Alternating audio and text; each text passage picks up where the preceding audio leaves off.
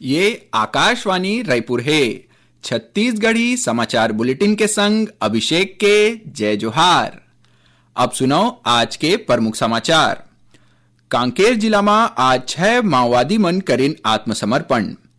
छत्तीसगढ़ में काली ले पहलैया खेलो India tribal games के शुरुआत हो गए है। आज दूसरैया दिन छत्तीसगढ़ और पश्चिम बंगाल के बीच फुटबॉल मैच रहिस ड्रॉ।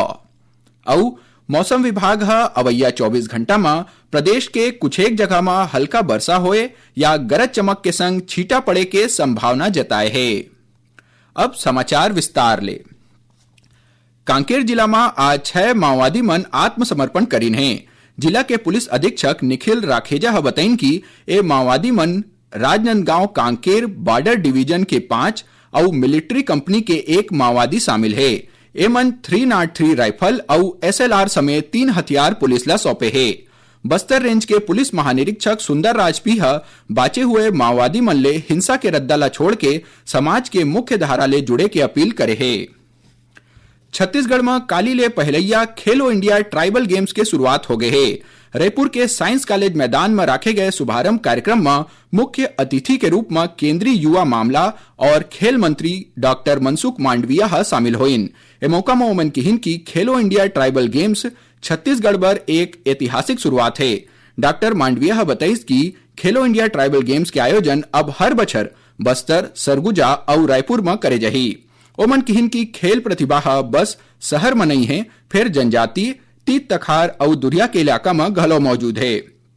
कार्यक्रम में गोठियात हुए मुख्यमंत्री विष्णुदेव साय कहिन की राज्य सरकार खेल प्रतिभा मन ला आगू बढ़ाए और खेल अधोसंरचना ला मजबूत करे बर प्रतिबद्ध है। उन्हें उप मुख्यमंत्री और खेल मंत्री अरुण साव कहिने की प्रधानमंत्री नरेंद्र मोदी की अगुवाई में खेल ला नवा दिशा मिलत है और ट्राइबल गेम्स यही दिशा में एक बड़का कदम है। 3 अप्रैल तक चलैया ए प्रतियोगिता में एथलेटिक्स, हॉकी, फुटबॉल, तीरंदाजी, कुश्ती, वेट लिफ्टिंग और तैराकी जैसन 7 खेल स्पर्धा शामिल है। एकर अलावा मलखंब और कबड्डी ला घलो खेल के रूप में जोड़े गए है।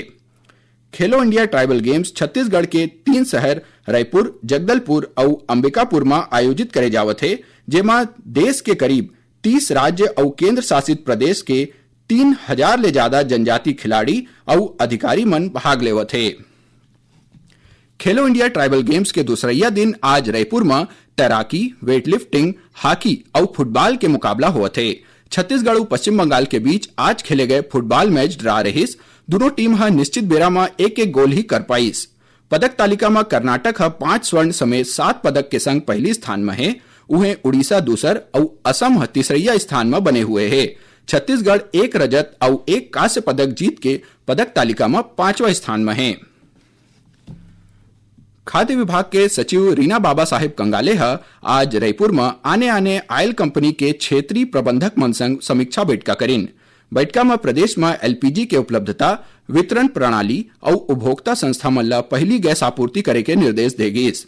बैठका में निर्णय लेगिस कि कमर्शियल एलपीजी उपभोक्ता संस्थान मन ला 5 महीना के कुल खपत के अधिकतम 20% तक ही गैस सिलेंडर दे जाही। एक साथ ही शहरी क्षेत्र में 25 दिन और गांव गवई में 45 दिन ला एलपीजी रिफिल के ऑनलाइन बुकिंग सुविधा उपलब्ध कराया जाए।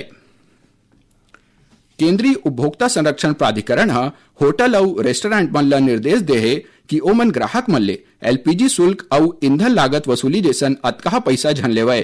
केंद्रीय उपभोक्ता संरक्षण प्राधिकरण कही से कि ओह देश भर में एकर ऊपर निगरानी राखे है और एकर उल्लंघन होई त कार्रवाई करे जाही और ग्राहक मन के हित बर जरूरी कदम घलो उठाए जाही।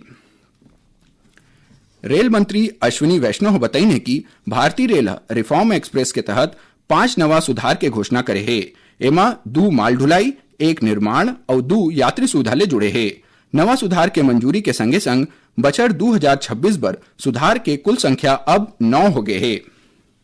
छत्तीसगढ़ी समाचार बुलेटिन आप मन आकाशवाणी रायपुर ले सुनत हव। छत्तीसगढ़ के खबर ले है आपकी वास्ता और खबर के विश्वसनीयता ले है हमार वास्ता। आकाशवाणी समाचार रायपुर के प्रादेशिक समाचार बुलेटिन के संगे संग हमार समसामयिक कार्यक्रम आप रेडियो के संग अपन मोबाइल में घलो सुन सकत हो। आकाशवाणी समाचार फेसबुक, ट्विटर और यूट्यूब में घलो हावय। हमार फेसबुक पेज हरे Chhattisgarh news on AIR, Twitter handle CGAIR news और हमार यूट्यूब चैनल हरे छत्तीसगढ़ AIR न्यूज। तो अब रेडियो के संगे संग आपके मोबाइल के माध्यम ले हम आप तक पहुंचत हन। छत्तीसगढ़ के हर खबर पर सुनत रहो आकाशवाणी समाचार। अब आगू बढ़बो बाचे समाचार कोती। केंद्रीय मंत्रिमंडल क्षेत्रीय संपर्क योजना संशोधित यानी उड़े देश का आम नागरिक उड़ान योजना ला अवैया 10 बछर बर मंजूरी दे दे है। एकर ऊपर 28,840 करोड़ रुपया के लागत आई। सूचना और प्रसारण मंत्री अश्वनी वैष्णव काली नई दिल्ली में बताइन कि क्षेत्रीय संपर्क ला बढ़ावा देबर अभी के बिना उपयोग वाले अब्बड़ अकन हवाई पट्टी में करीबन 100 नवा हवाई अड्डा के निर्माण करे जाही।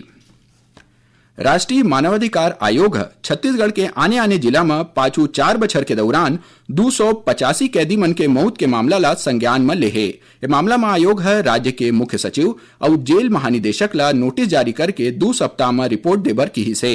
उहे मानवाधिकार आयोग हाल ही में महासमुंद जिला में होए रोपवे दुर्घटना में 2 लोगन के मौत और 15 जन के घायल हो के घटना ला घलो संज्ञान में लेहे। ए मामला में आयोग मुख्य सचिव और महासमुंद के पुलिस अधीक्षक ला नोटिस जारी करके 2 सप्ताह में रिपोर्ट मांगे है।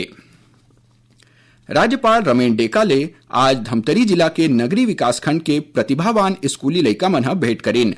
राज्यपाल सबो लइका मन ला 5-5 हजार रुपया प्रोत्साहन राशि दे के घोषणा करीन। संगे संग ए लइका मन के सफलता में साथ देवैया शिक्षक मन ला घलो सम्मानित करेगीस। उप मुख्यमंत्री विजय शर्मा आज दंतेवाड़ा स्थित पुनर्वास केंद्र के निरीक्षण करीन। ए दौरान ओमन प्रशिक्षण लेवत युवा मन ले गोट बात करत हुए ओमन ला इलेक्ट्रिक टूल किट और वेलकम किट के वितरण करीन। ए मौका में श्री शर्मा कहिन की पुनर्वास नीति के उद्देश्य से पुनर्वासित माओवादी मन ला समाज के मुख्य धारा ले जोड़ के सम्मानजनक जीवन प्रदान करना है। भारतीय सेना में अग्निवीर के रूप में भर्ती पर अभी ऑनलाइन पंजीयन की प्रक्रिया जारी है। इच्छुक उम्मीदवार मन 1 अप्रैल तक भारतीय सेना के आधिकारिक वेबसाइट में आवेदन कर सकते हैं।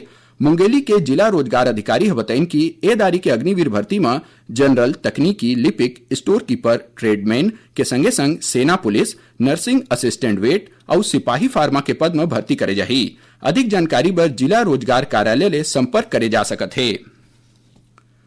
रेलवे खाना की गुणवत्ता में गड़बड़ी की शिकायत में Indian railway catering and tourism corporation यानी IRCTC ऊपर 10 लाख रुपया के जुर्माना लगा है।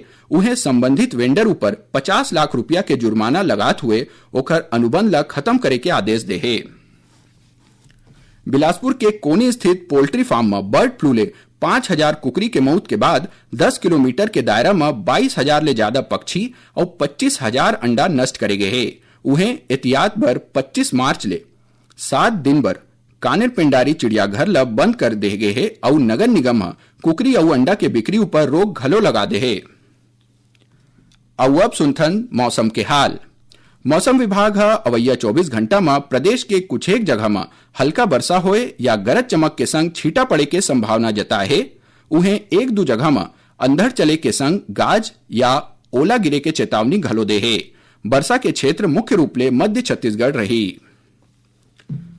प्रवर्तन निदेशालय ईडी महादेव ऑनलाइन सट्टा ऐप के मुख्य प्रमोटर सौरभ चंद्राकर के खिलाफ मनी लॉन्ड्रिंग मामला में करीबन 1,700 करोड़ रुपया के संपत्ति कुर्क करे है। और आखिर में प्रमुख समाचार एक गांव फेर। कांकेर जिला में आज 6 माओवादी मन करीन आत्मसमर्पण। छत्तीसगढ़ में काली ले पहलैया खेलो इंडिया ट्राइबल गेम्स के शुरुआत हो गए है। आज दूसरैया दिन छत्तीसगढ़ और पश्चिम बंगाल के बीच फुटबॉल मैच रहिस ड्रा। और मौसम विभाग अवैया 24 घंटा में प्रदेश के कुछ एक जगह में हल्का वर्षा होए या गरज चमक के संग छींटा पड़े के संभावना जताए है। एकरे संग छत्तीसगढ़ी समाचार बुलेटिन इहे सिरावत है। जय जोहार।